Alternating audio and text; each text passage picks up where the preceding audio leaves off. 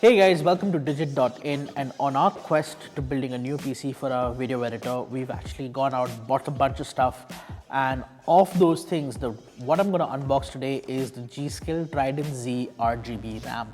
Now, we chose this RAM in particular because, well, G.Skill's actually been making great memory modules for a while, and while we did not need the RGB, what we did need is 32 gigs of RAM. So let's just quickly unbox it and see what's on the inside.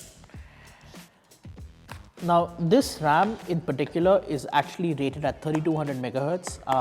It's a fairly fast clock speed. We could have gone for faster, but we chose 3200 because it's the more stable and the more standard speed right now.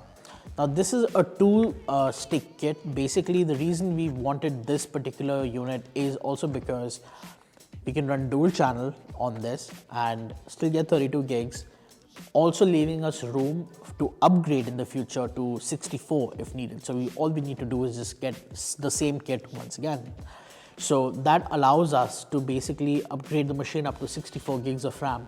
And in case you watched one of the earlier unboxing videos where we unboxed our motherboard, which is the Asus TUF Gaming X570 Plus gaming board, that actually supports up to 128 gigs of RAM. So that's sort of the headroom we have, but it only has 4 slots.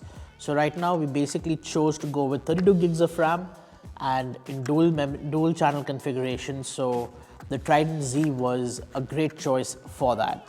Now, if I take off the plastic shielding over here, it's actually fairly minimal. Like all you get is the 2 sticks of RAM, the G.Skill sticker.